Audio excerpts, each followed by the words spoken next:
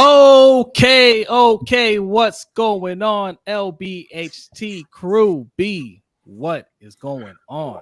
I was looking at the lineup and like way too much for a shortened holiday edition of the LBHT show. Okay, way too much. Oh, way too much. So hey, some of that stuff might have to get cut out. I don't know. It depends on you guys. Let's see how this conversation goes. Hey, it is Wednesday. Happy Wednesday. Hope your week is going well. It should be going well because tomorrow is Thanksgiving. Most of you guys should be off. But if you're not off and your week isn't going that well, hopefully it gets better starting right now. Shouldn't laugh at that. Listen. We got B put up early. Okay. We got look at Noah. Noah couldn't wait. He couldn't wait. He said the intro, it takes too long. I need to get my 20 now. Shout out to you. Shout out to Noah for a $20 tip. He says, and sugar. I'm gonna get the sugar in a second. Oh, okay. Thank you, sugar. Noah said, couldn't wait to show my guys some love. I hope everyone is doing well this week and have a good Thanksgiving. I'll be hoping no one's family winds up on the next episode of Ring Kings. Wow. Anyway, y'all already know it's LBHT crew for life. Peace. Hey, shout out to you, man. Appreciate that, Noah. Thank you. And Suge Knight 323 with a $10 tip, man. Appreciate y'all, man. He says, this is for my homies that been down for me since day one. Salute. Says, welcome to Death Row. LBHT crew, let's go. Okay, all right. I mean, I don't think we rolling like Death Row. Also, a big shout out to Mr. Galloway, yes, for subscribing to the channel, and make sure you subscribe to Mr. Galloway. He does a show with our guy Hendo, Electric Relaxations. So if you are a hip hop head, especially of a older crowd like ourselves, look, he's got to be old. New school rappers too. He does.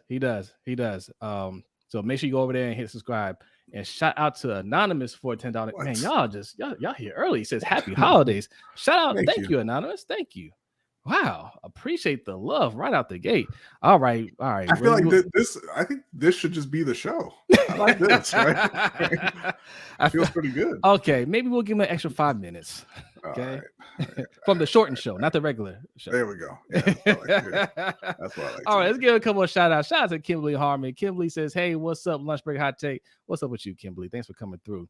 D Weezy's in the house. D Weezy says, hope all are doing well. Hashtag LBHT crew. Salute to you, D Weezy. Make sure you guys are subscribed to Backyard Action Media. All right. Mm-hmm. He did a live stream not too long ago. He's got some more stuff coming up soon. So make sure you go over there, subscribe for all his hot bets. Our guy, Coach Evans from Sit to Tally Films. Hey, thanks for coming through. You can also make sure you subscribe over there because you can find us over there every Monday on the Ravens Roundtable. And all things Raven, you want to know anything that's going on with anybody on the team, Coach will break it down to you. All right. And his other channel as well. Don't forget that. More Sip to Tally Films.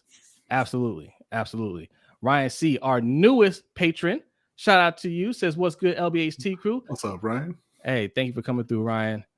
And Noah's laughing at the thumbnail. He likes the thumbnail. I'm glad you guys like it. Brandon Basil's in the house, says, we ain't here in my young blood's voice. Okay, all right. Yeah. There's a guy, Hendo, right there. Says, what's good, LBHT crew? Shout out to you, man.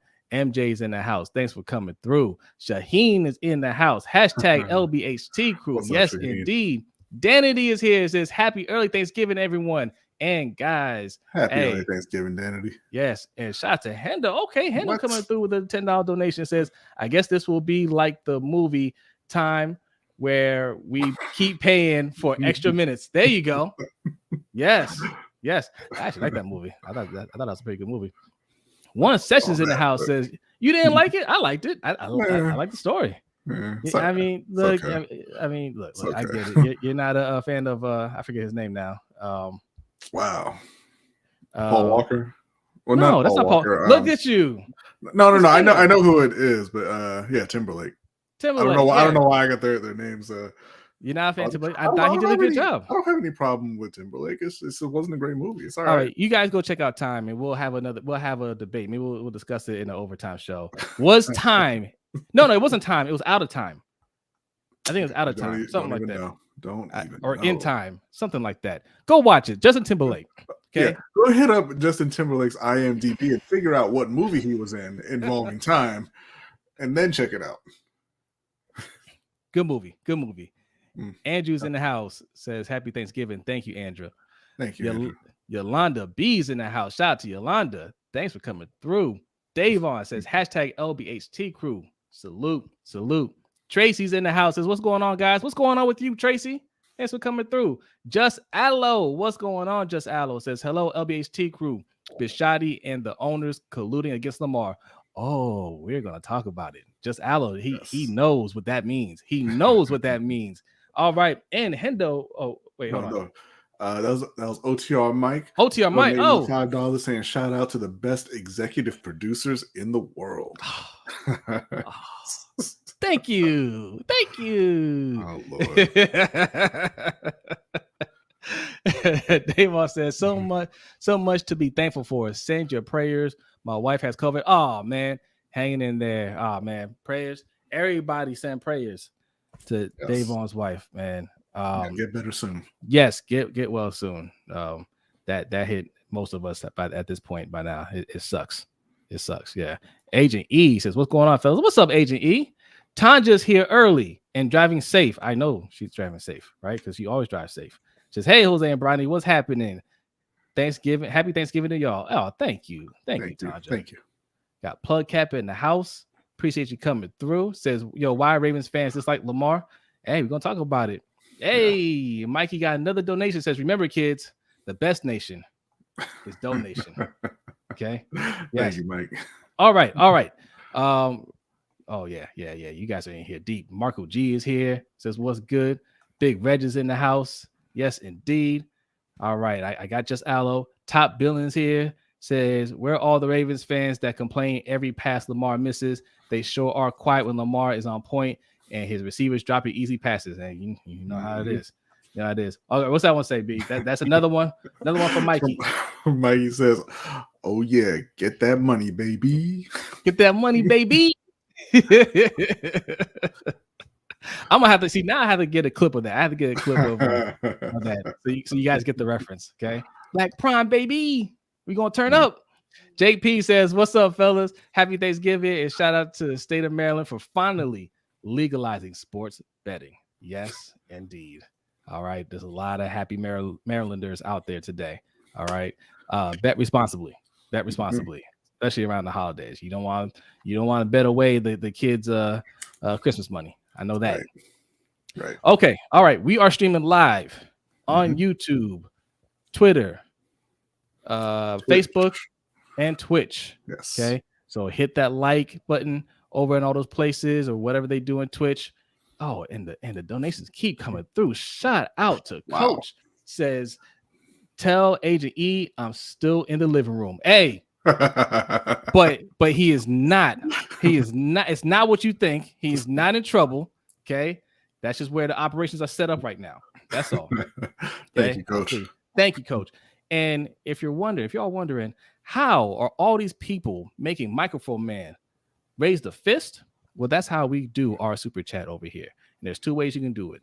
One is it's not even on the screen. It's definitely not. It's not even on. I even put a new one up there. Did you see it? I did not see it. Yeah, I did it last show. Let's take down that banner. It's for when we have guests. There we go. Right below B, $ LBHT Show. That's the Cash App. Okay. Also, the pin link that you see in the chat box will take you to our Stream Elements page. Both ways. You leave your donation, leave your comment, and you will make Microphone Man raise the fist. Okay. Thank you so much to everybody for the donations early in the show. Man, I feel like we got to give you like 10 extra minutes now. I feel like we can just go. Look, ain't no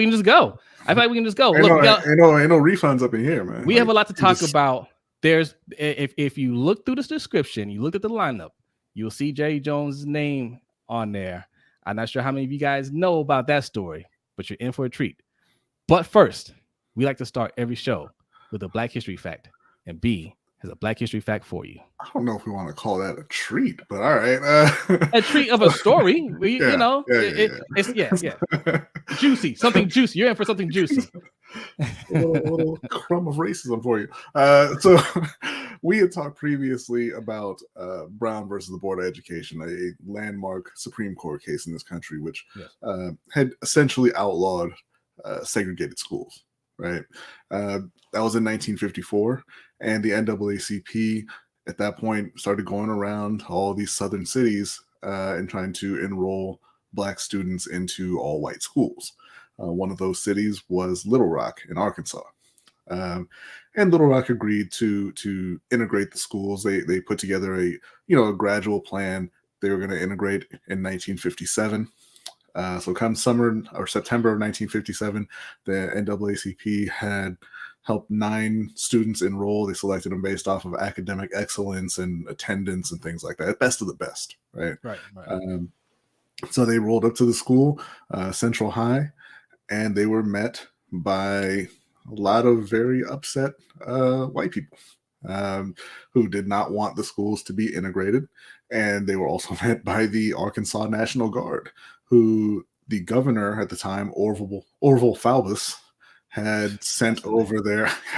had sent over there to, ostensibly to keep the peace, but their orders were to keep the Black students from entering the school. So, obviously they didn't get in that day. Later on, the mayor of Little Rock actually contacted President Eisenhower and asking for help. And Eisenhower invoked the Insurrection Act of 1807. He sent the 101st Airborne Division to Little Rock. They federalized the National Guard and took them away from the governor and brought them under Eisenhower's control, essentially. And he sent them back to the school and said, hey, you were here to protect and escort these students into the school.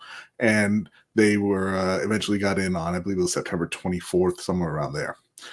So it was a big story, huge story. But just how it says, just a man named Orville. It's not even, it's worse than that. It's Orval. But a little ways away from Central High was another high school, North Little Rock, where they had another group of students, the North Little Rock 6, who also attempted to integrate that high school. When they showed up, they were met by, they said, about 10 white students who were kind of arguing with them, pushing them, trying to keep them from getting in. They got past those guys. They go up the stairs, and there are about 30 students blocking the door. They were refusing to move even when the superintendent came in and threatened them with expulsion or suspension. They wouldn't leave. They wouldn't let the students in. And I guess eventually the crowd kind of, built up. A few hundred people there kind of arguing against integration. And they said, okay, this is not happening today. Obviously, it's getting a little dangerous. We're not going to do this today. And the North Little Rock School was not integrated until 1964. So it was about 7 years later. And I bring that up because we have a picture here from that day. Yeah, don't say who it is. These are the students here, a couple of the students. And you see, I don't know why this dude is allowed to have a cigarette. It's just, wow. You talking about Biff? Right. Biff just front and center there. But we see you have somebody circled here. It's a pretty important figure. We're going to zoom in a little bit. And this is the subject of one of our very first stories. That is none other than Jerry Jones, owner of the Dallas Cowboys, who was I won't say front and center. He's a little bit in the back, but he was there. He showed up to make sure he's the last line of defense, if you will. Yeah, those colored folks didn't get into the school. Yeah. And he did a interview with the Washington Post and talking about this. He doesn't deny that's him. He said that is that Brett Favre? Not Brett Favre. A little before Brett Favre's time, Marco G. but it would have been. He said, so, and this is what he had to say about that day. Not apologetic at all. Jones said he was there only to watch, not participate. Quote, I don't know that I or anybody anticipated or had a background of knowing what was involved. It was more a curious thing, he said. I don't know. He was gritting his teeth. It didn't look like he was curious. I don't know how you could not know what was involved. It was a rather big story.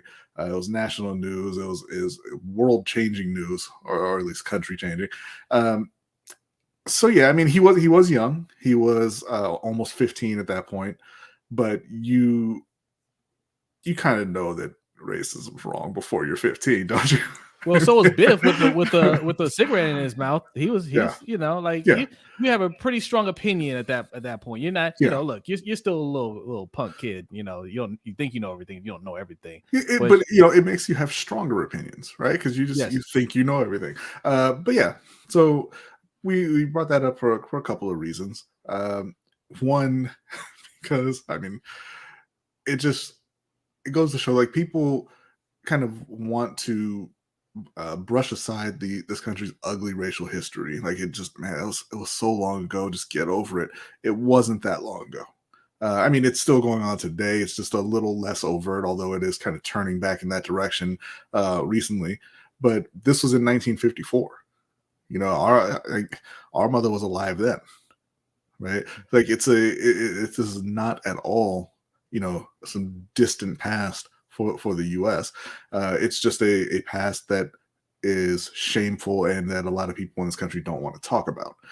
The other reason is, you know, those people who are in that picture, bring that up again. All those people on the left side of the picture there, or, you know, the top portion of the picture, they're still around. Yeah. Right? And some of them are lawmakers. Right. None of them are forced to reckon with their views from the past. Like, there's no point in American history where all of the racists had to confront that and you know, pay any price or have any kind of enlightenment or anything like that. They're just older racists now. Yeah, look at the guy standing next to Biff. He's so happy. Right? Like, he can't wait to harass them. Right? Yeah. How many times do you think they've sent the Edward already? Right. Like, I mean, yeah. What's he doing now? Right? Like, Jerry definitely knows him. They're, you know, like, they're probably still friends. They probably still stay in touch. Mm-hmm. Right? But yeah, so like I said, they're you know, there's nothing to force those people to change their views. You know, they just got older and got quieter. Right. Yeah. And you ask what that guy's doing. We know what Jerry Jones is doing, right? Jerry Jones is the owner of the Dallas Cowboys. He's one of the most prominent owners in all of sports, all of professional sports.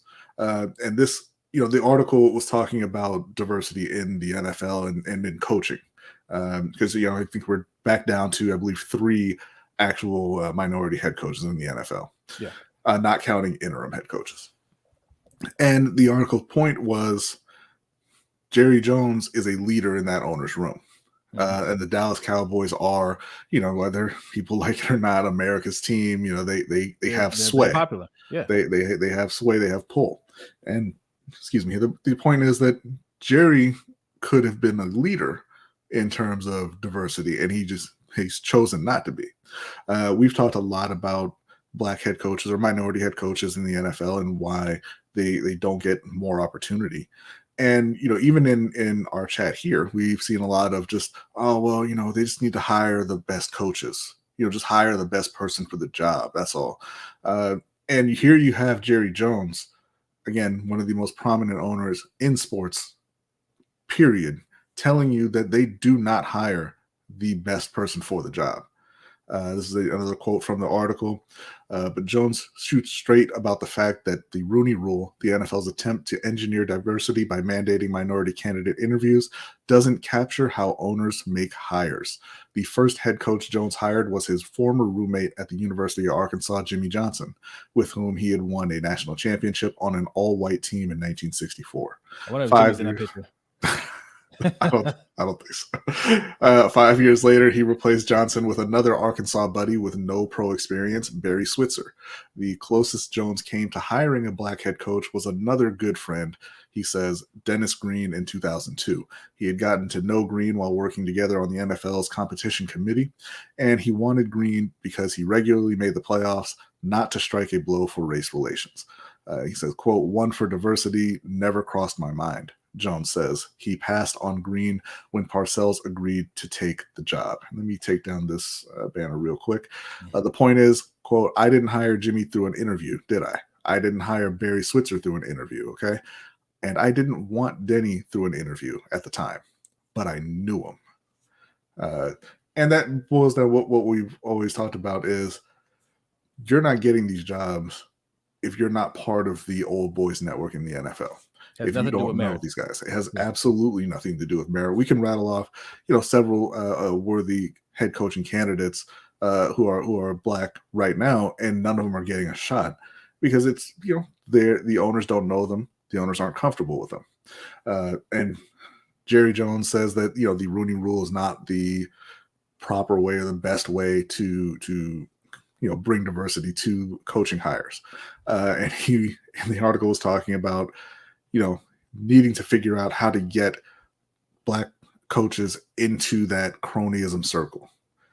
And from where I'm sitting, I was like, that's not a real difficult problem. Just hire a few black coaches and then they'll be in there, right? But since he doesn't know, and it's a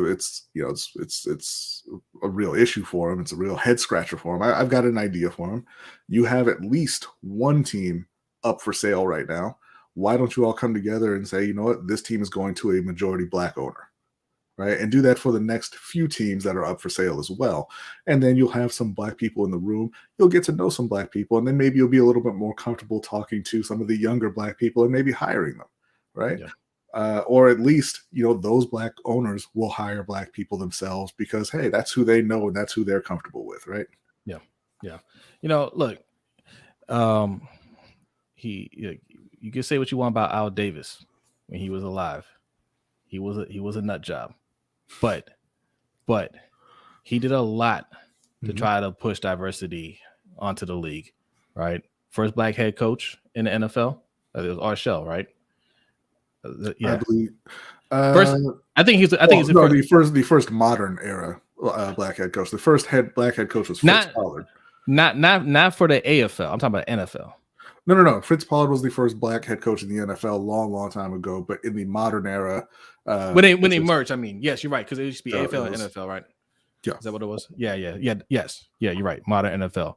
Arshell, I think he had one of the first black starting quarterbacks too. Yeah. Didn't last very long. I forget. And name. Latino head coaches, right? And he had a woman GM, Amy Trask, right? He did a lot for diversity. A lot. Look, Al Davis, you call him a mad genius or just mad or whatever, but he did do a lot in terms of that. So I respect him for that a lot. But.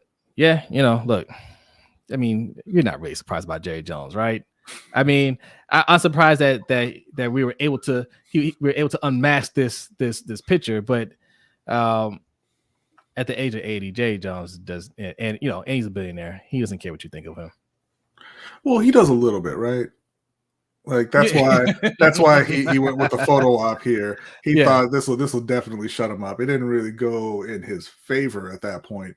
But that was just another example of him, trotting out his black players for essentially a publicity stunt. I'm gonna tell you something too. If there's any Dallas Cowboys fans, correct me if I'm wrong on this. That right there is exactly why Ezekiel Elliott has the contract that he has, right? Because his black players weren't going to toe the line, like he said, right? He's like, oh, they're going to be out there. They're going to be towing the line for the flag, right? They towed the line because he promised them behind the scenes, look, just go along with everything, and I got you financially. Because as soon as that happened, Ezekiel Elliott said, pay me. And he paid Zeke. Yeah.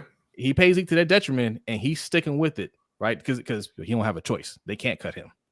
Right. Zeke has about 33% of their cap. Right. So that photo op cost him about a third of their salary cap. And you got that number 2 running back job locked down. But the thing with Jerry, and this is what you see with a lot of that's right, Mikey. Insanely rich people. They feel like they amassed that fortune on their own. They didn't have any help. They did it because they worked hard and they worked harder than you. and they said that he was at a NFL event where they had a lot of minority coaches, and they were there to, essentially meet with the owners and kind of mingle with them and talk with them and everything. And he was one of the speakers there. And they were talking about, how to, get these head coaching jobs.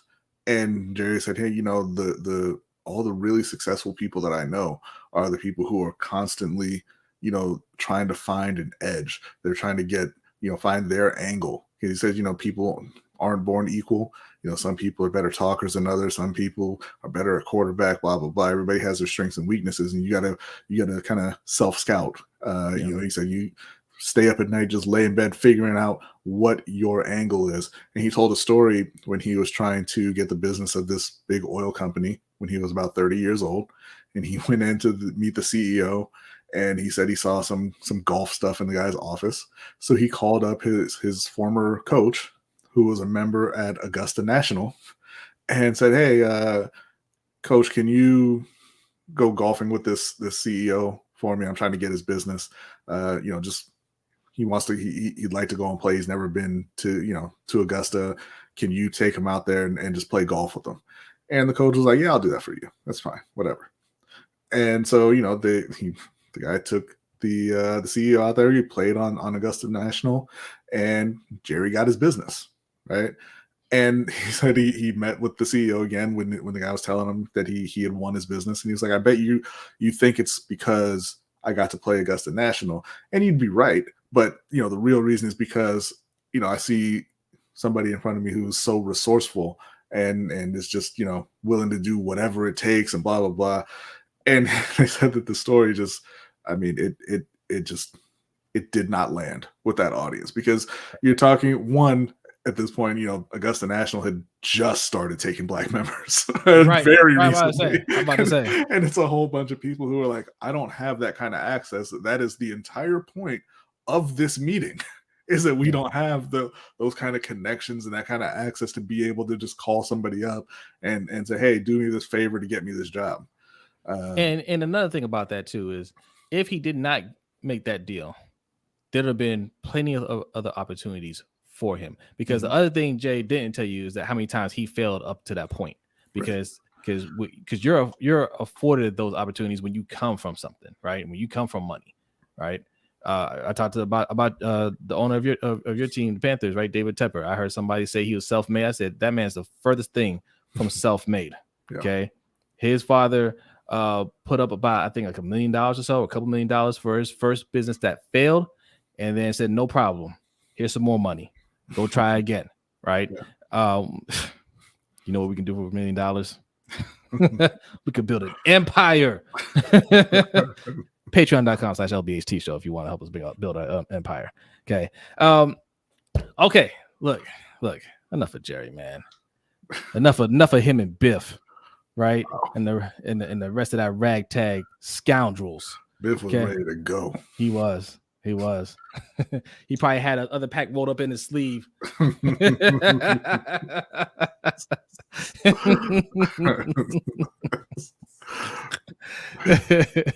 yes, this is just one of those things to keep in mind when you want to roll out and say, hey, it doesn't matter what color somebody is, just hire the best person for the job. That's not how it works. That's not how it's ever worked in this country. And we'll see if it ever does work that way. But the things like the Rooney Rule are absolutely necessary. And if you listen to Jerry Jones and you believe Jerry Jones, I don't take Jerry for a liar when he's talking publicly. They're at a point where they need to just force minority coaches on these teams, because they're not going to do it on their own. I agree. And shout out to Mighty King, but you're mighty now. Okay. Mighty King Burger says, what's up, guys? What's up with you, man? Thanks for coming through. One session says owners only hire coaches that they're comfortable with. They never base it on merit. That's 100% too. That's the league. Shout out to Marco G for the 333 donation. Says billionaires don't become billionaires by spending their own money. They spend others' money. Facts. They inherit some of their wealth from their parents. Yes. And the rest comes from the backs of workers who generate the wealth. Absolutely. Not to mention being corrupt. Man, you hit on all of those points. Yeah. Yep. You're absolutely right. You're absolutely right. Shaheen says, but you have to admit, just Saturday was indeed the best hire. Well, it's funny that he's 101 because it's one. No, he wasn't. But this is Jerry Jones coming out and confirming the point that Jim Irsay beat you over the head with a couple weeks ago when he hired a guy who had no pro or college coaching experience at all and was a loser as a high school coach. But he knows him and he likes him.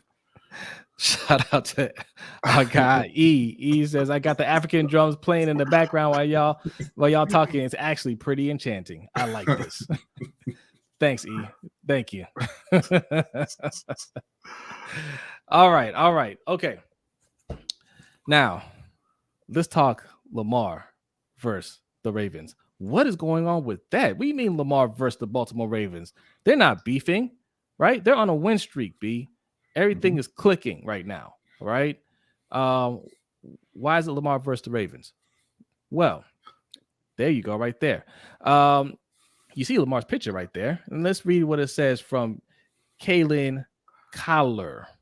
I don't know who that person is, but look, it's a blue check. I really, really hope their middle name doesn't start with K. That would be very unfortunate. Look, I don't know who this person is, but they have a blue check, and we all know we can trust the blue check, right? So it says some news. Per an NFL memo sent to club execs, the NFLPA has filed a collusion claim arguing that NFL owners are colluding to prevent fully guaranteed contracts since no QB has gotten one since Deshaun Watson. All right.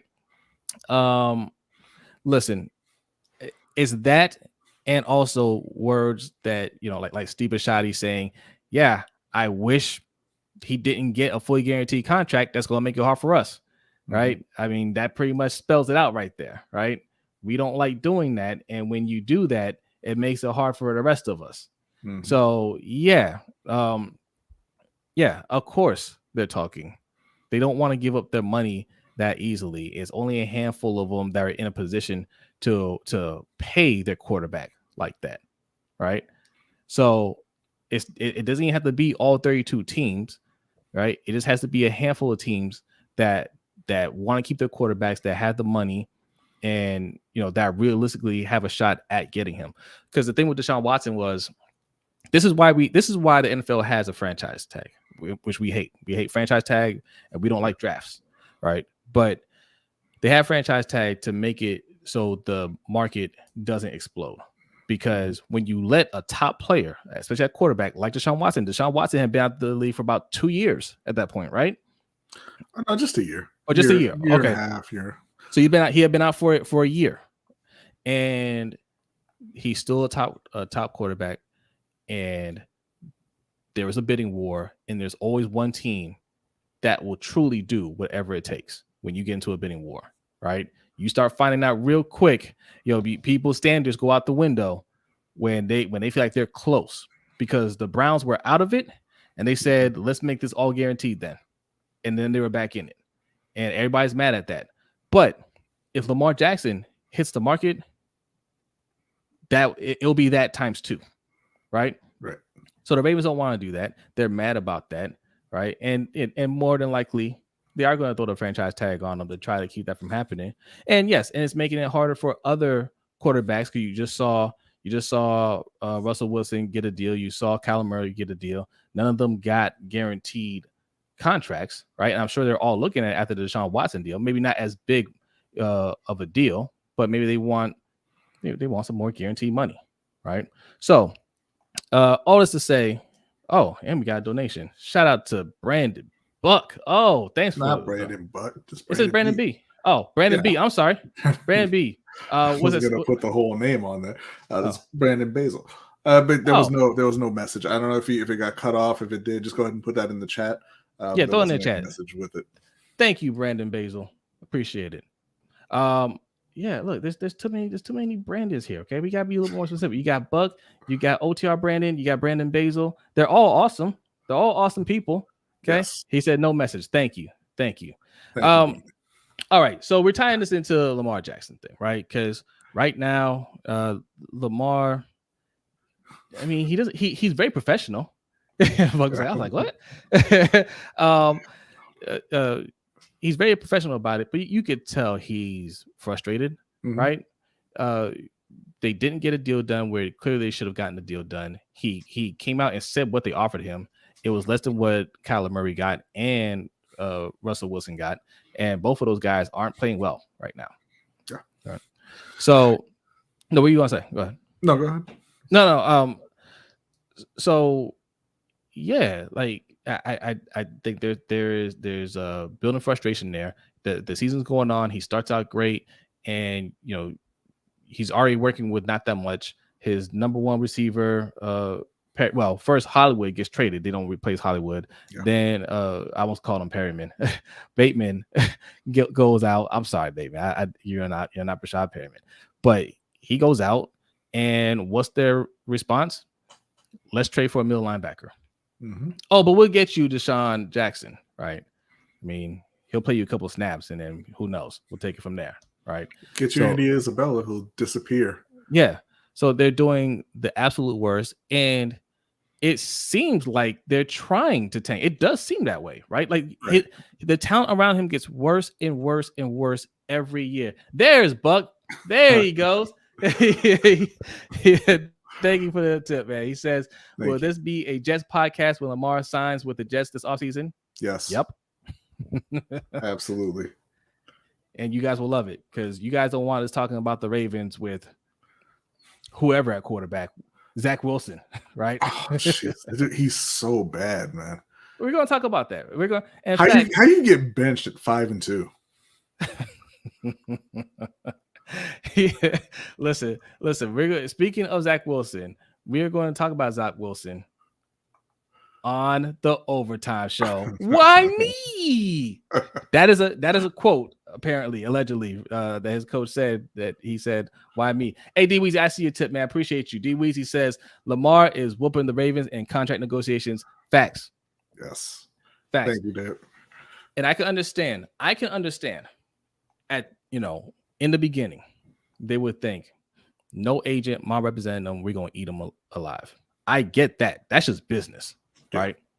Shout out to Anonymous for a donation. What does it say? It says, thank you for a marvelous show, my brothers. Hey, thank you, Anonymous. Thank you. I get that part of it. But you lost, right? He all he did was hold out. You thought you could you can slick talk them. You thought you can kind of leak some things out there, kind of get the media to gently nudge them because they haven't been doing a hit piece necessarily, but they've been kind of trying to sway it in a way of, hey, Lamar should get this deal signed. They try to put that pressure on him, and he said, no, I'll wait. And he waited. And a lot of quarterbacks that have shown right now, they're not as good as he is, right? Because Aaron Rodgers was another one that got paid, and even though he has a better wide receiving core than Lamar, he's struggling, right? But he beat you guys. All right, these guys got paid. Now you need to pay me, right? Deshaun Watson, you can say he has an outlier, but I'm telling you, it needs to not be an outlier, right? Because he just got that money. He's got every bad rap going against him. You know what's not an outlier? The NFL defenses are starting to catch up to the offenses, right? They're starting to adjust to the rules. The defenses are playing much better this year. You're not seeing the explosive offenses that you normally see from mediocre type teams, right? Yeah. Like I said, Aaron Rodgers struggling mightily. Tom Brady's been struggling. Justin Herbert's struggling. Joe Burrow struggling, right? All these quarterbacks, Kyler Murray struggling. Russell Wilson struggling. Lamar's not, though. Not really.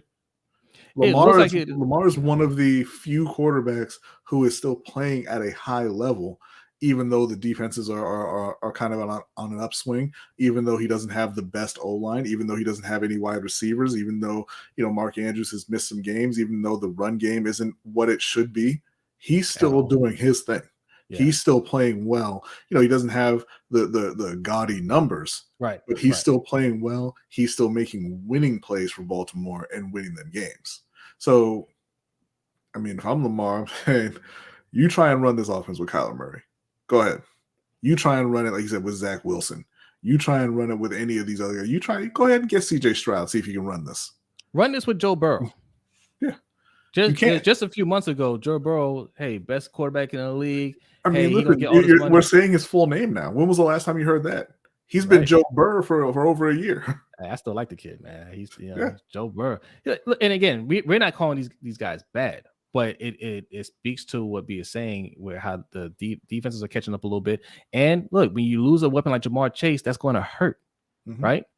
T. Higgins missed a little time at first, right? When we first played him, T. Higgins was out. Now Jamar Chase missed a good chunk of time. That's going to hurt. We talked about Justin Herbert. Justin Herbert, they got all kinds of injuries, right? These players come and go, and that hurts. And he's somebody that we talked about getting a contract in the offseason. Him and Joe Burrow getting contracts. There's a very strong possibility that both of those quarterbacks don't make the playoffs, right? And they have a world of talent around them. And just saying, oh, well, because they got a lot of injuries around them, that's not an excuse, because Lamar he never gets that excuse. Players get hurt, they get traded, they get cut, whatever, make it happen, right? And he's making it happen, right? And we'll talk about this Jacksonville game in a minute, because that should be another win for this team, even though he's working with nothing. You got fullbacks running go routes and wheel routes. Let's read some of these comments. That's amazing. NET Sports says only good things Zach Wilson good getting his mom's friends. He's good at getting his mom's friends. Hey, he's got more time to dedicate to that now, because he ain't playing. Manuel Call of Duty channel says Bishotti knows he has to pay Lamar or he will become the Lions next year. Hey, the Lions, who are on a 3-game win streak. Oh. Agent E says the Jets should have kept Flacco as a starter. Well, look, he's not starting this week. Okay, and we got a donation from Ben H. Yes. It says appreciate you both. Thank you, Ben H. Shout out to you, man. Thank you guys for the donation. We really appreciate it, man. Everything that you guys put into this show, man, or you donate to the show, we put right back into the show. Well, I mean, that's not entirely true. These donations are going to go into my Steam Deck account, but appreciate it even more for that. Hey, that supports our other channel. No, it doesn't. We don't have another channel. But I did want to also mention. Oh man, gamers. What? I mentioned it in the Discord, but I'm glad somebody brought up Joe Flacco, because the New York Jets benching Zach Wilson is step one to Lamar Jackson playing elsewhere. Okay. Now he's got to take the job from Mike White, which, I mean, what we got like 5 days for that, right? Mike White will be out of there. Joe Flacco takes over. Joe Flacco beats the Ravens on the road, round one of the playoffs, and that alone is going to temporarily turn the fan sentiment against Lamar. Nobody likes to lose in the playoffs, especially at home, especially to your ex, right? And so they're going to take that opportunity to ship him out. I don't want to get too much into Zach Wilson, because we're going to save some of that for the overtime show. But to your point, listen, Robert Saleh is doing a really good job as their coach, and they are being very aggressive, and they're trying to win now. Obviously, he is a defensive-minded head coach. The defense is doing really well, but he had enough sense to say, hey, I got this brand new quarterback, and I want to give him some weapons. Right. Yeah. They got Elijah Moore the previous year. They drafted Garrett Wilson this year. They draft. Oh, no. Jameson Williams went to the Lions, right? Yeah. They got Garrett Wilson. They got, Denzel Mims, for what it's worth. Elijah Moore. They had another receiver there as well. Corey Davis. Corey Davis. But there was somebody else who was also complaining about it might have just been Mims. But yeah, they have some. No, it's more. Elijah Moore. Yeah, no, I mean besides him. Because Garrett Wilson has complained recently as well, and Denzel Mims had complained before that. So they've got a very unhappy bunch of receivers there. But the point is, Zach Wilson. Yeah, the point is, look, they spent a 1 or 2 pick on Zach Wilson, all right, and then they immediately went out there and tried to get some weapons. Yeah, right. They trade for a running back too.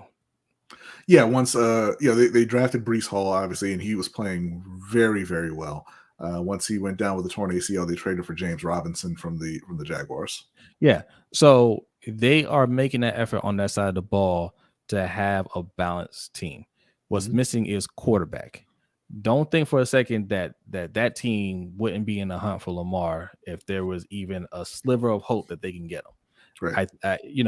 Whether he gets franchised or not, and the Ravens want to field offers, they will get what they're looking for. If they ask for 8 first-round picks, a team will give them 8 first-round picks, right? You can't get that many, but they will. Anybody will give that up, but no matter what we get in return, it will not replace Lamar, right?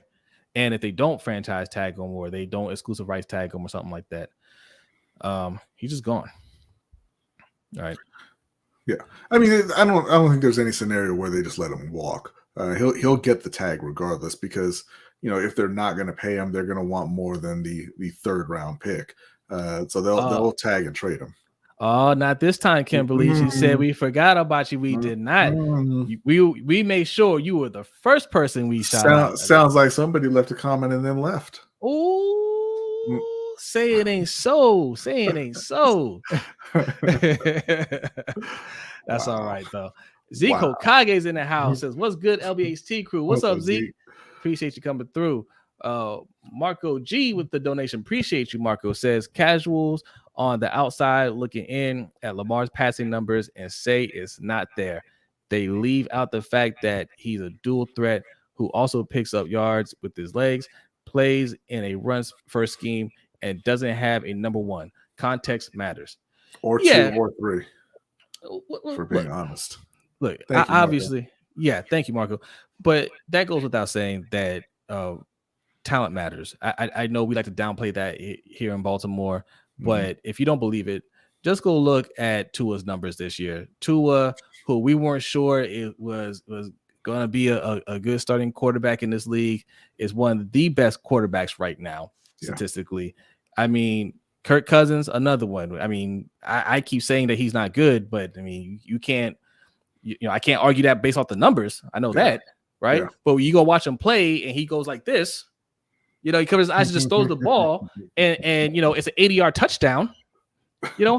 How hard is it? That's what great talent can get you. Now imagine if we did that for Lamar. Look how unstoppable he would be if that happened. Yeah. By the way, 98 people in here. Make sure you go ahead and hit that like button, and if you are new, hit that subscribe button one time. Appreciate it. All right, a few more comments, and then man, we'll look. All right, we promised a few more minutes because people have been generous with their. Well, I mean, we got other stories to get to.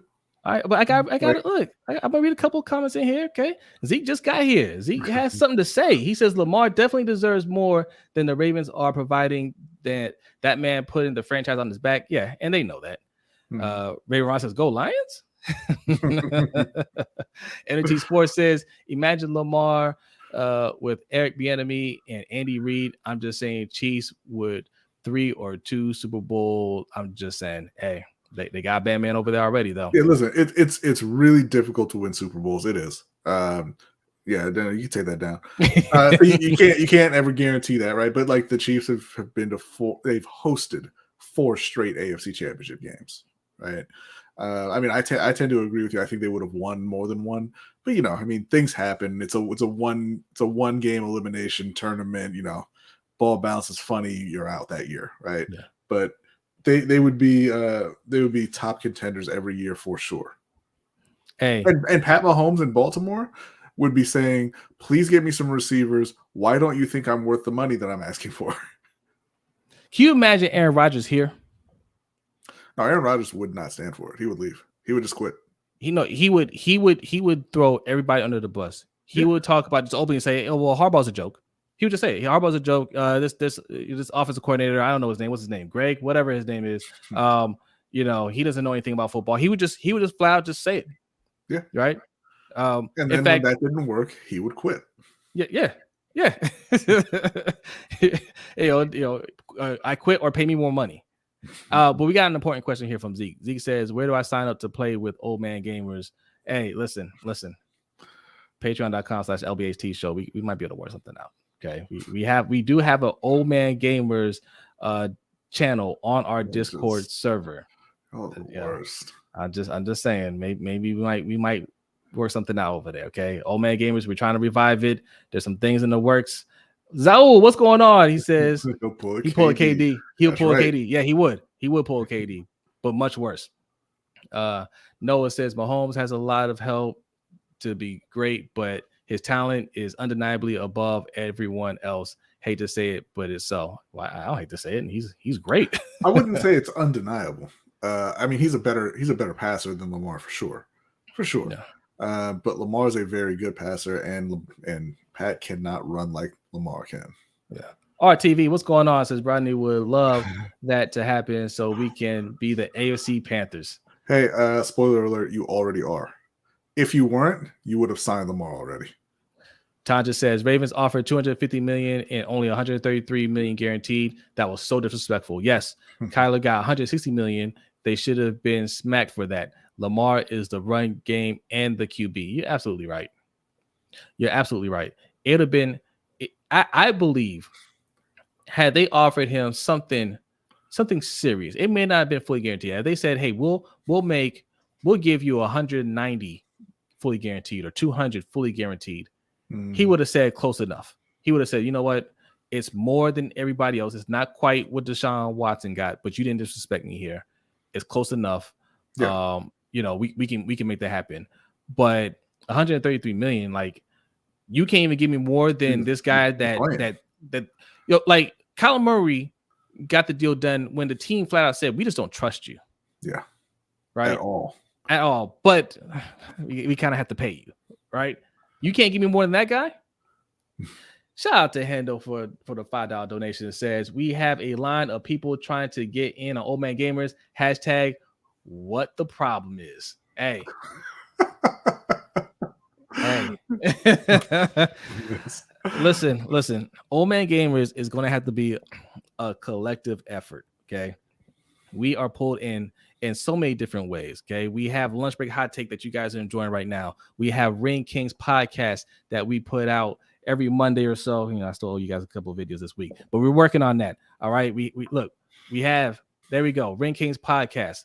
Right. We got Mikey's got a new show that's out. All right. Open mic with OTR Mike. Okay. We're doing a lot of things here. And speaking of, shout out to Hendo. There's his channel right there. Ravens Online on Gatekeepers. Make sure you're subscribed over there.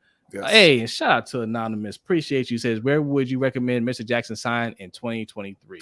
Carolina. Along with either Bieniemy, Leftwich, a guy like that. I think that'd be a real quick turnaround, and they'd be winning 13, 14 games next year. I would love to see him play for Leftwich. I would love that. But we just talked about the Jets. I think playing for the Jets, I think Robert Saleh would know how to use him. Right? I think Minnesota would be a problem. I think Miami would be a problem. Well, Minnesota would be a problem because Minnesota can't afford him. That's why they have to keep paying Kirk. That's how their salary cap wizardry works. Like, they have to keep dumping money down Kirk Cousins to keep the franchise afloat. It's incredible. Kirk Cousins the Kirk Cousins scenario is exactly why I want them to be all in on Lamar Jackson, because Kirk Cousins got a fully guaranteed contract. It was for a lot less at the time, right? But what they kept doing, because they had to make the numbers work, is they had to keep paying him, and they said, well, we can't get rid of him. So we got to be all in on him, right? Stephon Diggs wanted out. They said, all right, man, you can go, but let's go ahead and get Justin Jefferson. Adam Thielen's still there. They got Dalvin Cook. They just traded for TJ Hawkinson. I mean, they're like, man, we don't have a choice. We know what he's going to do, and we just have to add more talent around him in hopes that will be enough, right? I want this team to be married to Lamar that way, but look, it's not going to be the same problem because Lamar is infinitely better than Kirk Cousins. I don't care what anybody says. Any Vikings fan that want to argue with me on that, we can argue. Single Vikings fan that would argue that with you. All right, so that's not even in question, right? But I want this team because, like we talked about before, we don't think this team fully believes in Lamar as a passer. But once you pay him a contract like that, anybody that doubts that will be out. They're going to get people that believe, right? This will no longer be the Ravens. This will be the Church of Lamar. Okay. We only need Lamar believers in here, and that organization will do whatever it takes to make sure he succeeds, because there is no getting out. All right. I'm looking in the chat, and I am pretty offended that I have not seen one person say the Carolina Panthers. So you know what we're gonna do? We're gonna move Someone on. did We're say gonna the talk Panthers. about the Panthers right now. In case you hadn't noticed, Baker Mayfield was part of the wave of quarterbacks who got benched. I mean, I don't If you even don't know know what who really Baker call Mayfield it. is, if you don't know who Baker Mayfield is, Oh, that guy right I there. don't know that you can even call it getting benched. He wasn't really the starting quarterback. He had gotten benched before for PJ Walker, and PJ Walker is just hurt. So I don't know that this is really getting benched. They're just giving Sam a shot. So he's going to be starting this week against Denver. And you know, I don't want to say I'm excited to see the results, but I'm always excited to see a non-Baker quarterback under center. And Sam says he's been working out with the defense, or not working out, but working with the defense, trying to see the game from their perspective and trying to learn from them as much as possible. So he's been putting in the work while he's been sidelined. And you know, I never thought that Sam was not a hard worker or a bad guy or anything like that. I think that he's a quarterback who is deeply flawed but fixable, right? I don't know that the coaches there are the ones who can fix him, or if it may be just too late to fix him altogether. But I'm interested to see how he looks in his second act in Carolina. I think it's Sam Darnold. Why the hell not? Yeah, why not? Listen, look, Panthers brass, was all this worth it? You could have brought in Cam, and nobody, like, we wouldn't have to have these discussions. It's not even Cam. They could have just drafted Justin Fields. Look. I mean, I'm talking about like this season, right? I'm talking about this season, right? Cam needs to come back. You still have 5. What are we talking about? 5 or 6 more games, right? Yeah, 5 or 6 more games. Bring Cam back, finish strong. Okay, sell some tickets. Nobody would just be discussing this quarterback situation one way or another if you just let Cam finish out the season, right? Nobody wants to go and watch Baker play. Nobody wants to watch PJ Walker play. Nobody wants to watch Sam Darnold play. Go and get Cam. I mean, you know, I'm not gonna. We interrupt this this program to bring in Mr. OTR Mike What's from up, Open Mike? Getting ready to smack up and flip this bird real quick, but I wanted to holler at my guys. What's going on, man? What's up? You about to put in some work. Look, smack it up, flip it, rub it down. Y'all know what that is. Y'all know what that is. With cousin Dave on now, just want to say FTK. My house is full of those. And, hey, Dave on in the house. What's going on, man? Hey, man, and your wife. Prayers for your wife and all of that. Speedy recovery. Yes. But yeah, man. Sorry to interrupt, guys, but you know. Y'all shouldn't have gave me a key to the show. Then I just pop in whenever. And this is how it goes. Listen, you agree that Lamar Jackson would be better off in Carolina with Byron Leftwich or Eric Bieniemy, right? Yes, it sounds like a yes to me. He's thinking really hard. But I froze. I was trying to act like my screen froze, so I didn't have to answer that. Yeah, I mean, listen. The mic'd up drops tonight, right? The Ravens Wire, or whatever they call it. So I'm trying to see. And clearly he was frustrated. He had moments of being frustrated. So I want to see how much they cut out of it, because they're not going, too much of it. They're going to be like, no, we can't put that in. Listen, that editor is going to have some work. I think it'll be 15 seconds. Right. They're going to pull up some audio from previous games. Yeah, man. Look, every week I come out here and say, yeah, I think I think they'll get a deal done, right? It would be catastrophic if they didn't, right? Oh, it dropped at 8. It dropped at 8. Davon said they cut pretty much everything out. I bet. I figured. But every week, as the weeks go by, my confidence level goes a little bit lower. Right, it goes a little bit lower because he's looking more visibly frustrated. That the team acting like it's all good because they're winning, right? And it's like, all right, Lamar's got to be asking himself, if I sign here, what's going to change? Because something has to change. Yeah. Right. Like we can't keep doing it this way. And if you keep wanting me to do it this way, then I definitely want more money. Right now we're talking about 300 million guaranteed. It was trending towards that anyway. But for this team, he's going to put his foot down. Like it's nothing less than 300 million guaranteed. Other teams like Miami, I can do a little less. But this team, the way you're using me, I need all that money. So yeah, I'm the same way, Zay. I mean, you know, I don't know who it was that asked. I don't know if it was B, you asked it, or Hendo asked. And I kind of try to keep it as on the positive side as I could. I think everybody else was like, yo, he's gone. And I'm like, nah, I don't see it quite yet. But every week it's moving towards that for me. And it's unfortunate. It's hard to even like consider that, right? If we let him get out of here, man, it is going to be the biggest S show ever seen. Right, it has to be the biggest fumble of NFL history of a player that type of that caliber. It has to be. I can't think of another one. I can't either off the top of my head, but it has to be. Yeah, because like you look at a guy like Drew Brees, right, who went on to become a Hall of Famer, arguably a first ballot Hall of Famer, win a Super Bowl and everything, but he wasn't that guy in San Diego. I mean, he was kind of trending upward. You're like, hey, it looks like he could be pretty good. But they got Phillip Rivers, and he had a really bad injury, and they're like, we got to make a decision here, right? But like, there's not any situation where you have a player, because Lamar's still 25, so that young, who's been that good for the first 5 years of their career. They've shown you they're a top player in the league, and then you just say, I don't want that. Yeah. I mean, it would be terrible, and week to week, man, my confidence is waning. I don't know what I'm gonna do, man. Like it would suck, and I'm trying to prep myself for it, the best way possible. But it is going to be bad if we fumble this. Oh man, I'm gonna send you a Carolina blue Lamar jersey. Don't worry about it. I would be happy for you, of course, right?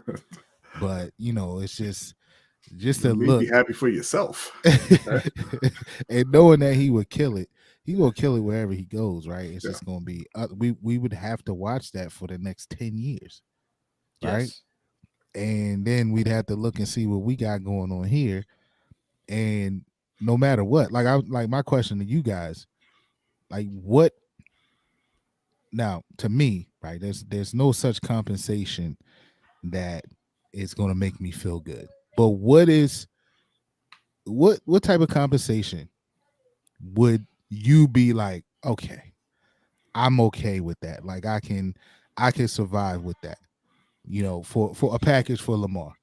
Nothing out the gate, right? But it would have to be, we got a bunch of first round picks and we end up getting one of these quarterbacks that just turns out to be great, right?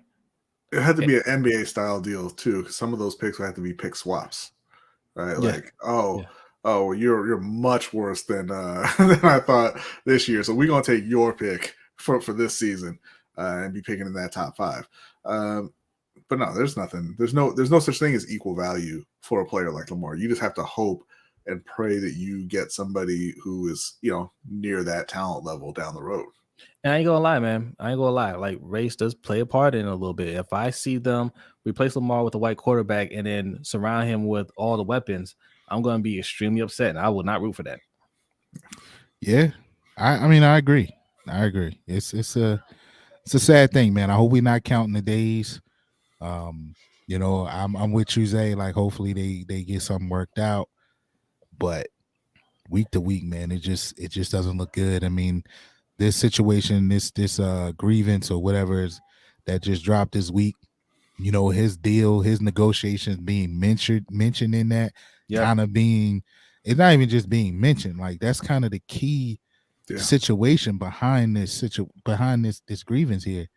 So that again, right, tells you that it's just strained. It has to be a strained relationship there. And I think honestly, only the Ravens can fix it. They have to be willing to do it, and we'll see if they are. Big Keelan, what's up, Keelan? Man, thanks for coming through. He agrees with you, B. He says, "Hey, Brodny, Carolina has the money and picks to trade for Lamar too. They just tried to trade for Deshaun." I mentioned this to him, Keelan.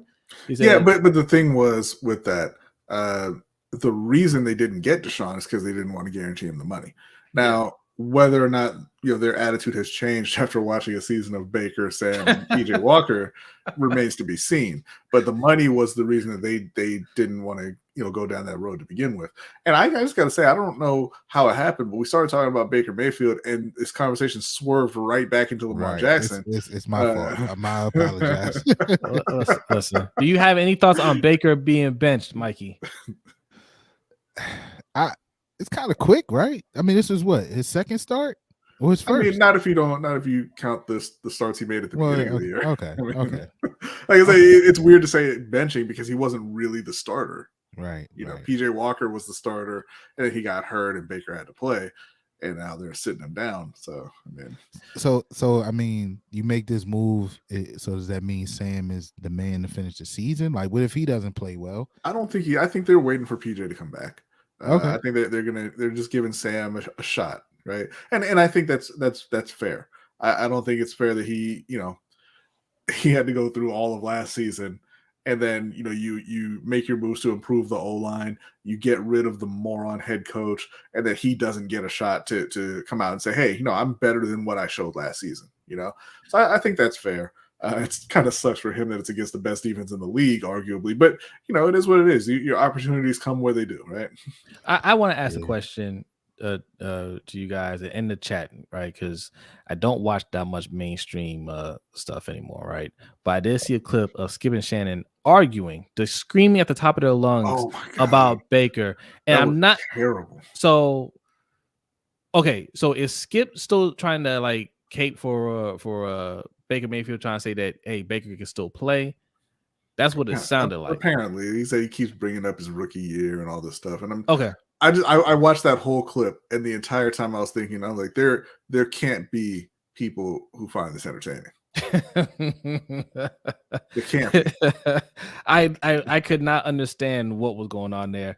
Literally, I heard Skip say blah blah blah blah. Yeah, he said that like that blah blah blah. Like he kept on saying it. It's like that is very childish. What I'm saying? Like he just talks. He like. I mean, situations like that, like when he's arguing things like that, he's just talking, and it's like, yo, bro, you really wasting our time. We don't even need you to do this to sell it, because, like, I mean, we already listening to you, man. Just move on. Living Legend said he was getting mad. I would have gotten mad too if I'm talking and somebody's like blah blah blah blah blah blah. Yeah, Shannon was hot, boy. Yeah, and my man Brandon. My man Brandon said it earlier that if Lamar ends up in a Commanders jersey, he die. We die on the same day, Brandon. We die on the same day. Yes, I don't care who the owner is. Owner is. Do not let him go down. What if it's the first black majority owner in NFL history? That would hurt my heart too. I can't. No. Then they wouldn't be the Commanders anymore. You know that. Listen, it's more the region, right? It's more the region. I mean, we're not, we're not Baltimore, but like we're closer to Baltimore. All right. It's a regional thing. I'd rather not see him I'd rather not see that in a Washington area. I don't want to root for any Washington teams. I agree. I mean, the Capitals, we show the Capitals love because they're the only hockey team in the area, but they don't know care about hockey. So. It's hard to imagine rooting and cheering for the Commanders. This is really hard to imagine. You know what? I was telling somebody at work, same situation. So a former boss of mine was getting switched to another spot, and we always had this pact. Like, man, they move you, I'm coming with you, right? But he got moved to the one place that I said I was not going. And so what I found out, you said except there. So when he called me, it was like, hey man, like I moved, and I'm like, where? And he said the spot, and I was like, ugh. So it's kind of like that, right? I'm gonna follow Lamar where he goes, but if he goes there, it's gonna be like, yeah, I don't know about that one. Yeah. All right, Mikey, while we have you here, it's time. Can come on. Oh, what does that mean? What is that sound, ladies and gentlemen? It's time for rapid fire. Rapid fire. What week are we in? Is this week 12? Yes, sir. Week 12. Oh, you got it. Week 12. NFL. Oh, we covered up Mikey's face. I'm so sorry, Mikey. Nah, that's good. Y'all know I'm here. They know I'm here. Yes. Week 12 NFL picks is here. Rapid fire. If you want to follow along, type fast. Okay, we are on a roll. We've been in and out with these picks. So let's get it going. B, let's go. All right. So Thursday, Thanksgiving Day, we have what are certainly 3 professional football contests. Buffalo at Detroit, definitely taking Buffalo in that one. All right. Shout out to Raven Ron. I'm gonna read your tip as soon as we're done, Raven Ron. Anybody that leaves tips, I'm gonna read it after we're done. Okay, this is rapid fire time. All right, Buffalo, beat them down. Yeah, Buffalo is ugly. That's ugly. Giants at Dallas. I would like to see the Giants return to whatever form it was they had early in the season, but they don't. Dallas wins a close one. Yeah, I got Dallas. Look, I got to take a little longer on this one. So, Maryland, obviously, the sports books open today on the apps. Mm-hmm. And, man, they're giving the Giants 10 points. So, if you give me the Giants at 10 points, I'm taking the Giants. But if not, yeah, 10 points. My yeah. God, I might have to get hop on that, B.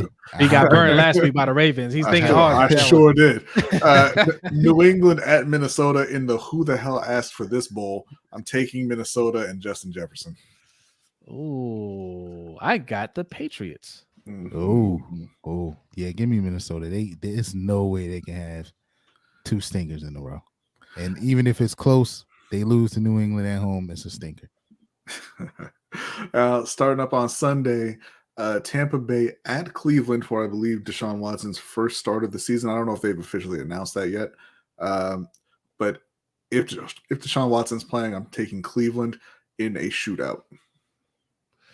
Yeah, I'm not sure if he is playing, but I'm gonna take Tampa. Mike, you there? My bad. Give me Tampa. I don't think Deshaun playing until next week. Yeah. All right. Next up, Cincinnati at Tennessee. Jamar Chase, they say he's going to be back this week. I don't think it'll be enough. I think Tennessee gets him. Yep, I got Tennessee. Yeah, I like Tennessee in this one. Next up, Houston at Miami. Miami. Houston starting Kyle Allen. So yeah, Miami for sure. Okay, we got Chicago at the New York Jets going through their QB crisis, but Justin Fields also has a shoulder injury. It's through his non-throwing shoulder, but I am going to take the Bears over the Jets. Oh, I got the Jets. I like the Bears in this one, B, but that Justin Fields thing is throwing me off. So if he does not play, I'm taking the Jets. Yeah. Next up, Atlanta at Washington. This is a tough one to call because Atlanta has been a really fun team to watch. They've been a really competitive team, and Washington is starting Taylor Heineke still. I think I'm going to take the Falcons. Wow. Yeah, I got the Falcons. Yep, I think Washington trips this week. Falcons coming in. ATL, Shotty. Yeah, Denver at Carolina. Carolina's starting Sam Darnold like we've been talking about. I think he has a rough day and Denver gets the win. It's not going to be high scoring because none of Denver's games are because Russell Wilson. So I'm going to say they win it 17-9. Oh, I got the Panthers, man. I got the Panthers. I'm going to say 24-13. Let's go. I'm taking Carolina because my man cousin Davon. I don't know if he's gonna be up here or down there. There he is. Cousin Davon gonna turn up. D Weezy gonna turn up down that way. Carolina pulls it off. Okay. Next up, we have Baltimore at Jacksonville. Jacksonville is a team with a good amount of talent, but I think hasn't figured out who they really are yet. So I'm taking Baltimore on the road. I think that they win this one 21-13. Yeah.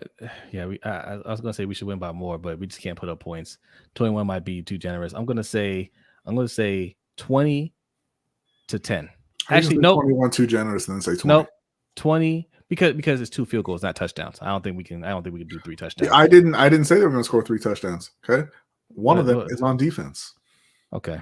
Well, look, I'm going to say, well, one of mine's on defense. How about that? You lying. 1 offense, 1 defense, and 2 field goals. Okay, and it's going to be. I want to amend my score. It's going to be 20-9. We're not going to get up a touchdown. 20-9. Baltimore wakes up because the weather is nice. 27-10. Good point. 27-10. Okay. Next up, we have the LA Chargers at the struggling Arizona Cardinals. Kyler Murray looks like he's going to be back. Doesn't really matter. He's still Kyler Murray. I'm taking the Chargers. Yeah, the Chargers. Yeah. Kyler Murray playing. It looks like it, but it's not official. This is the bowl of the two hyped quarterbacks that I don't trust, who doesn't catch any flack for not living up to their billing. So yeah, give me the Chargers, man. I'll take the Chargers. Next up, Las Vegas Raiders at Seattle. I'm going with Geno. Riding with Geno with this one. Yep, the Fighting Genos. Let's go. Yeah, man. I hope my man Geno turns this into a big deal some kind of way and then ride off in the sunset. Hold that clipboard, get paid. But next up, we got the Rams at Kansas City. The Rams are not going to have Matt Stafford. They're going to be starting Bryce Perkins. They are going to get their doors blown off.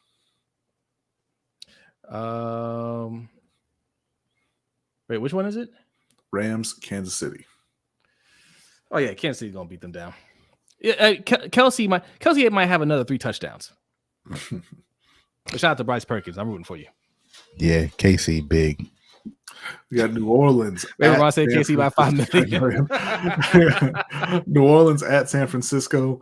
Still don't trust Andy Dalton. Don't know why Andy Dalton's still playing. Not sure why Andy Dalton's on an NFL team. I'm taking San Francisco. Yeah, San Francisco. San Fran.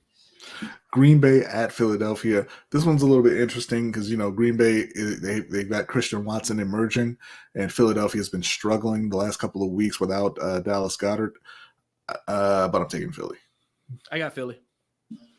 Yeah, I think this is a tough game. You just never know when Green Bay will wake up. Even though Aaron Rodgers just came out and said he's been playing with a broken thumb, wham.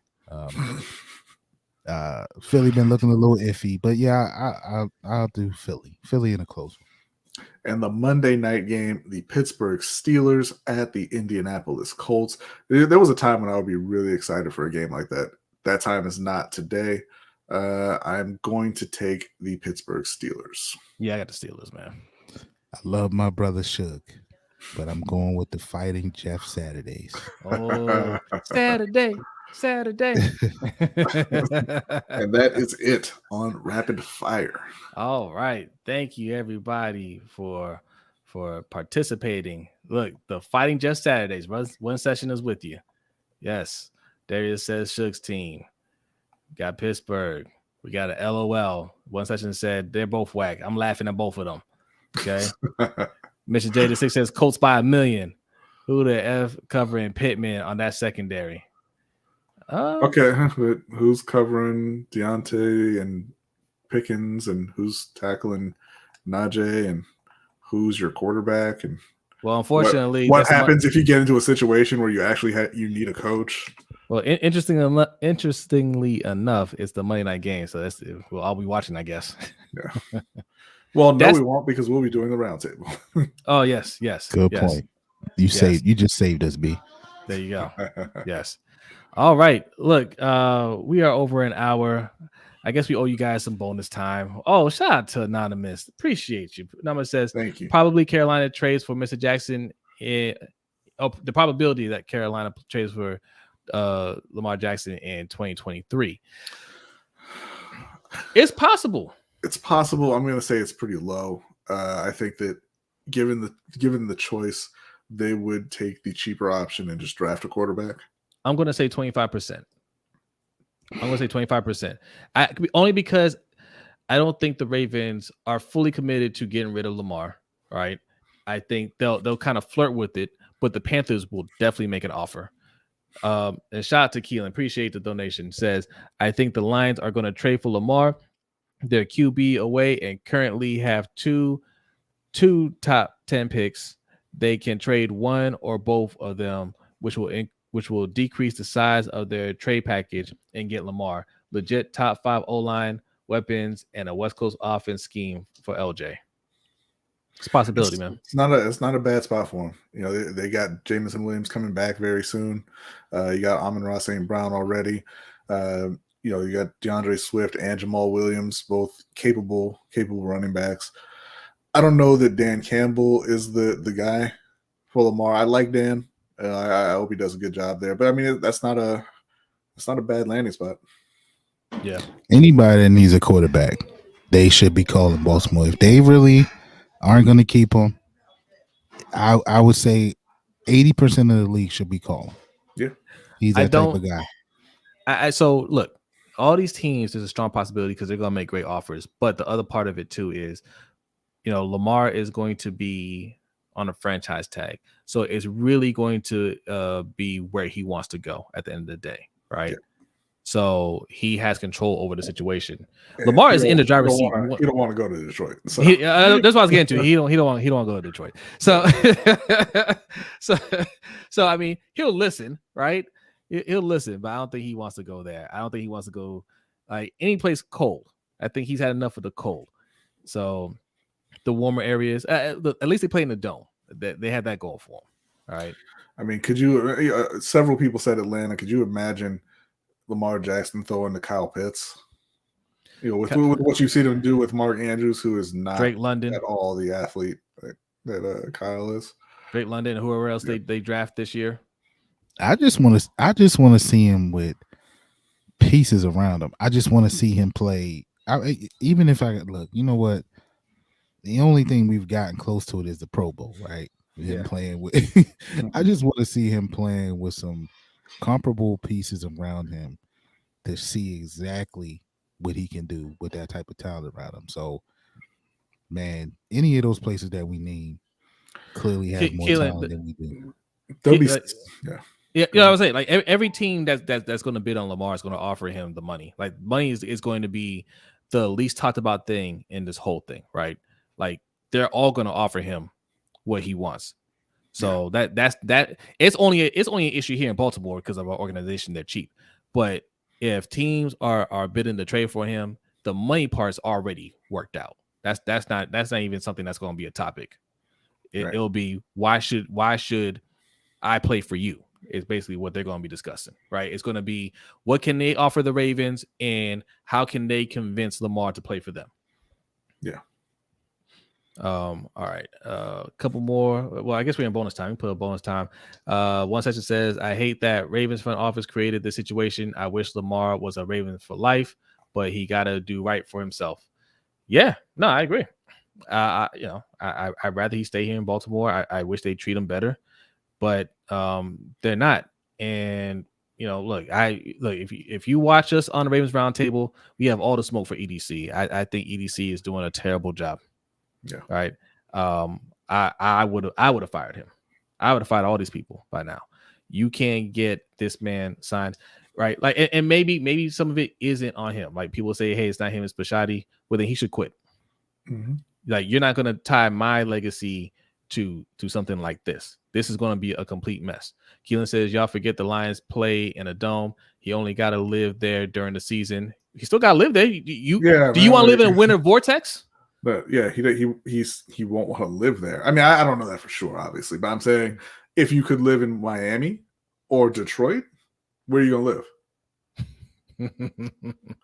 The place that doesn't take any taxes out my money. You ever seen those videos of people that where the ice comes through their door during the wintertime? And listen, Mike, the tax rate can be 95% in Florida. You still taking Miami over Detroit, right? It is and Keelan. I think what we're saying is that would be a good spot for him. It's just would he want to go there, and that's because everybody's going to offer him the money that he covets. Yeah, every team that calls Baltimore about him is going to offer that money that he wants. Yeah. Did we say I had to deal with Tom Brady? If Lamar comes to the NFC South, it's Panthers or no go. Hey, speaking of Tom Brady, Tampa's another place that could say, hey, we got it. Oh, it's Tampa. We have all the weapons here, right? And we got some coaches that you might like. Mm-hmm. You know? So one session says Lamar has had success with bottom tier wide receivers since college. True. I can't wait to see Lamar with an above average to elite wide receiver. I agree. I just hope it's here, but we'll see. Raven Ron says why the Nets couldn't beat a Sixers team with no starters. Hey, they had Tobias. Yeah, don't disrespect Tobias. Well, I mean, look, because their best player has no heart. Okay, and he's mentally weak. Okay, so there you go. That's hearts and minds. You can't win without him. Yeah. The Falcons are a legit option too. Yep, they got $66 million in cap space right now this offseason, and that can go up even more with them making roster moves. Yep, that's true. Noah says Aaron Rodgers on the decline. Kirk Cousins is Kirk Cousins. The Bears are nice, but unless they surround Fields with weapons, he's going to be like Lamar. Detroit win the division easily. Detroit is very bad. First off, and second, Fields already has better weapons than Lamar does. So, are you talking about this year? Because this year is clearly going to be Minnesota. And Buck in all caps says Pat Bev is spicy there. He's a B word. Okay, wow, rhymes with itch. Real spicy. But Buck getting bold after he had his big win in the influencer boxing event the other day.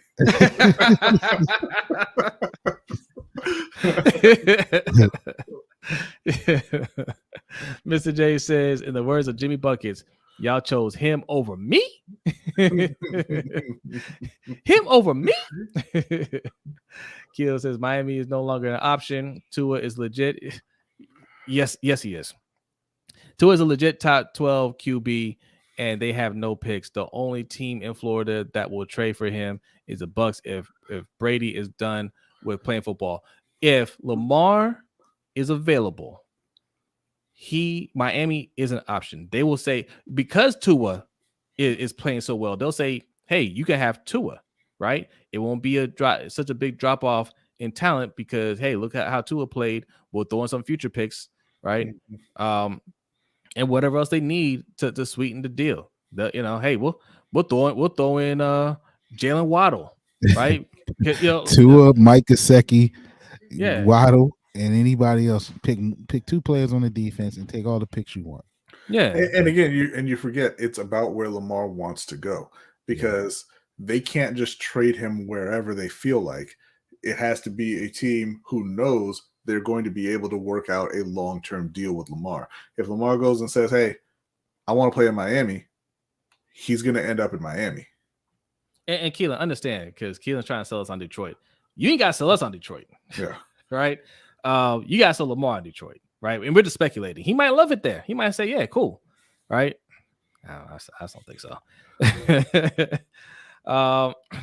Buck says, take away Tyreek to his bottom 12. That's what y'all said about Pat Mahomes. Okay. Pat Mahomes, I think he already has like 30 touchdowns. It's insane.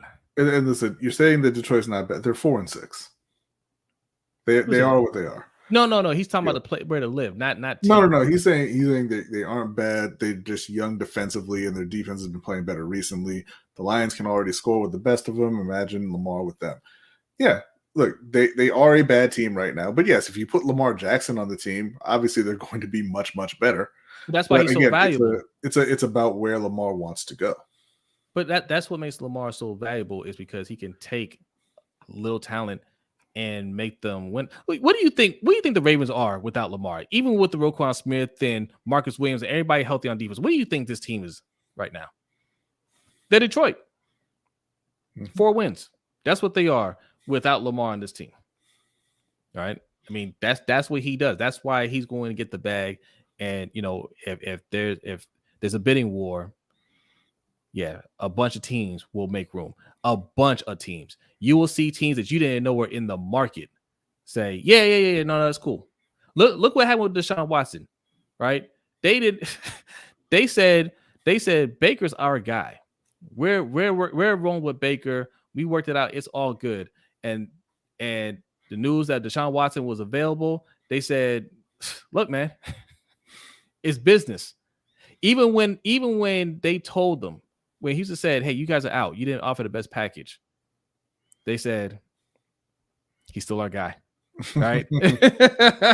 We still want him. Like Baker, that's over and done with. We're out of here. Right? Teams, when they see a talent like that, they're going to shoot their shot. So there'll be a lot of offers, and every one of those teams will offer him the money. Noah says Detroit has been riddled with injuries all season. Plus, look, before I read the rest of this, do you guys notice a common theme when we're talking about teams that aren't good? Oh, injuries. Mm-hmm. Every team has injuries. This is what we tried to tell y'all last year about the Ravens. Every team has injuries, right? Yes, riddled with injuries all season. Plus, they've been without Jameson Williams. Yes, I think he's going to be very good when he gets to play. Lamar finally gets his number one wide receiver in Williams, and a damn good. Well, I mean, what happened to your boy Amon-Ra St. Brown? That was your guy. He's the number 2 right there. He's number 2. But, okay. But here's the thing: you don't know that Williams is going to be good. We don't know. We assume he's going to be good. Yeah. Maybe I he do. won't be, right? Yeah. And you put DJ Chark at number 3. DJ Chark is nothing. He's not a thing. No. So, all right. Okay. Couple more comments and we getting out of here. It's an hour and a half. Hashtag no 2 hours. Okay. You guys go get ready to eat some turkey and all the goodies that you guys eat for Thanksgiving. Enjoy your Thanksgiving. Enjoy your day off if you have the day off. If you got to work, hey, enjoy a quiet day at work, hopefully. All right. Zaul says, if Lamar leaves, does head coach and GM get fired? Yes. To start a new system or not? Look, I think they will get fired. I don't think it will be instantaneously, right? I think they'll get to go through the year and they'll get the vote of confidence from Steve Bisciotti. Like, hey, we understand this might be a little rebuilding, but I'm stick with these guys.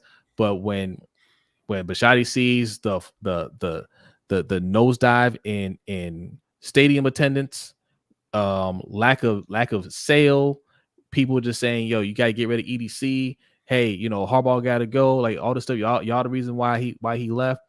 Somebody's gonna have to fall on their sword, and I think they'll all be out, right? And you cannot trust Steve Bisciotti what he says, because he said it before. He said it for the previous coach. He said Brian Billick was safe, and he changed his mind within 2 weeks. Okay, so they will be gone.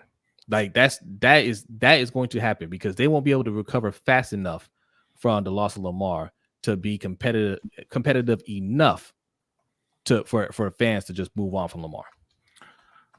Harbs is gonna pull a man. What's his name? What's the guy that was just coaching Jaguars?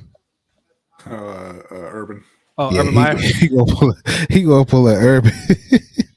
At Florida, when Tebow and all of them left, and he had health issues, he gonna pull that. And his wife sent that fake 911 call in. Yeah, Harbs is going to find a way to just he's going to go through about 3 games, and he's going to see how bad it's going to be without Lamar, and then next thing you know, he's the step down happens.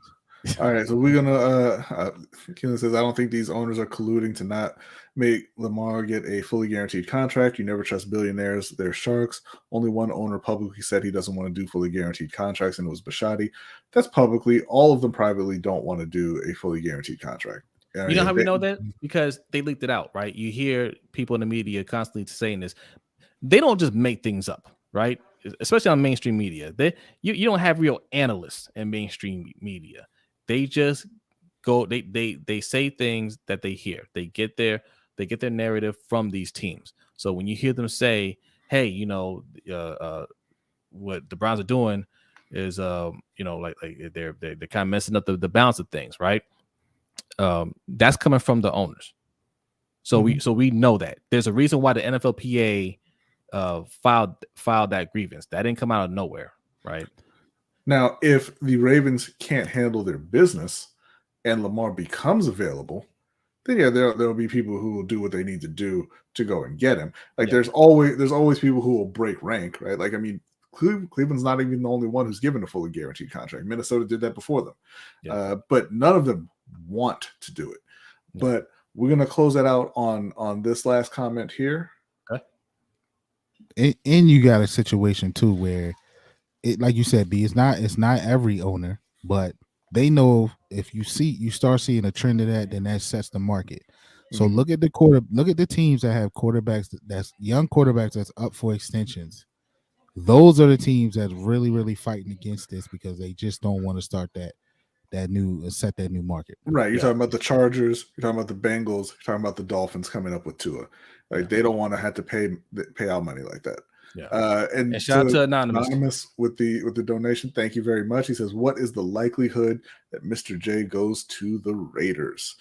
And I'll start off. It is 0 because the Raiders owner is a broke boy and he doesn't have the money. Like literally, he cannot afford Lamar Jackson. We talked about that last week. Not a cap thing. He doesn't have the money. Yeah. to pay Lamar Jackson. So we talked about last week. Mark Davis, what a disgrace. He literally does not have the money to fire his head coach, right? So when it comes to having to pay Lamar fully guaranteed, I don't think they're shrewd enough over there to manipulate the cap enough to pay him like that, right? Because to make this deal happen, some owner is going to have to front some of that money up front.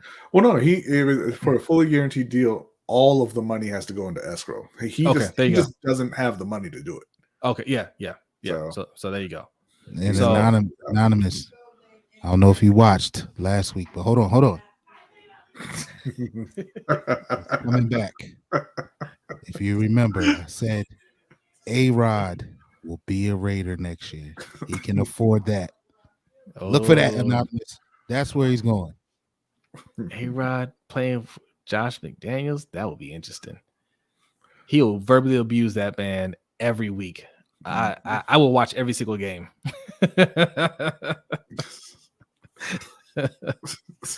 Okay, all right. We are leaving it there. Thank you, everybody. 80 people still rocking with us, man. An hour and a half in. Thank you so much. If you're new, hit that subscribe button, hit that like button.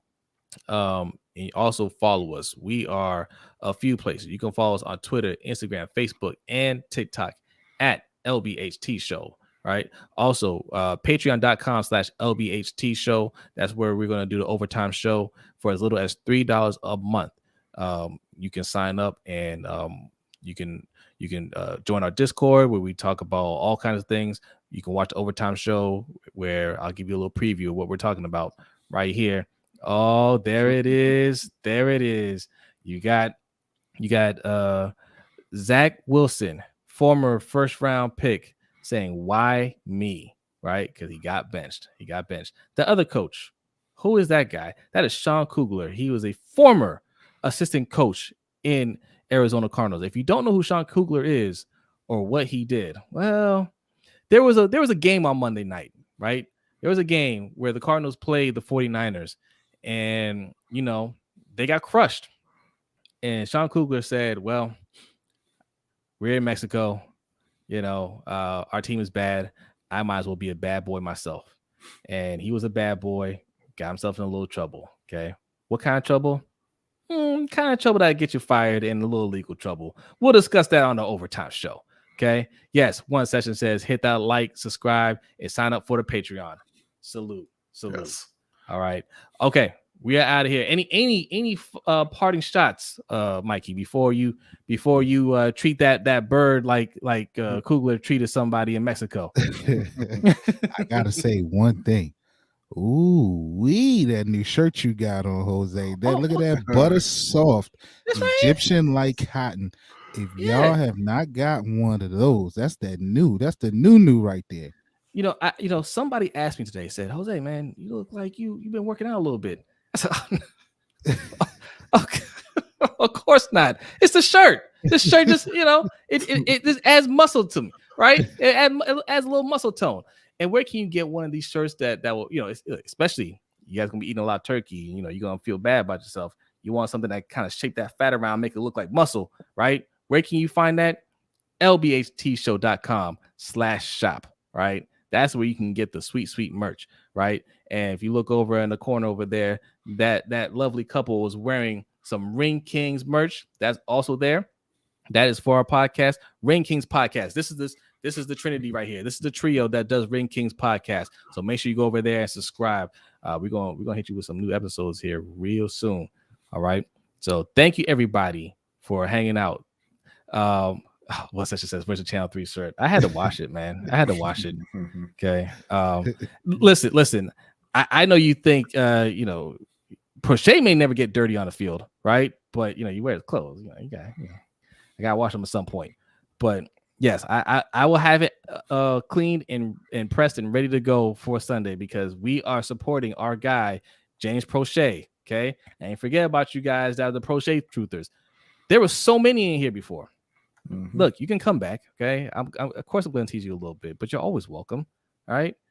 Look, you guys used to be Des Bryant truthers. All right. Now it's Prochet. Always truthers. Used to be always truthers. It'll be somebody else next year. That's just how it is, man. It's all fun. Okay. Turns out the only people spitting the truth are right here on the stream. Ooh. I'm just gonna say maybe one day, just listen a little bit. We're about to talk about Zach Wilson. I think we also said Zach Wilson was going to be the next Mr. Trubisky, but whatever. I was wrong about that. He ain't even that. Yeah, y'all gonna stop disrespecting Mitchell, who went to the playoffs 2 out of his 4 years in Chicago. Okay? Man won 12 games. And be like One Sessions. Get that shirt, baby. Oh, there we go. That's what I'm talking about. Appreciate that. Yes. King 95 says we still hear Prochet all the way. That's what I'm talking about, King. Yeah, King. That's what I'm talking about. All right. Prochet all the way. All right. Look, now if we can just get him to get more catches than penalties, that would be really great. That'd be real. I'll start there. I'll take that as a win. I'll take less shots at him if he can do that part. Less holding calls, less personal fouls, more catches. Okay. That'll be a win. Yes, sir. All right. We out of here. B, are you ready? I am ready. All right, patrons, get ready. Give us a couple minutes. Overtime show is about to start. Everybody else, if you don't want to sign up, thank you very much. Enjoy your Thanksgiving. Watch some football. Have fun. Enjoy time with your family. And we will see you next time. Peace out.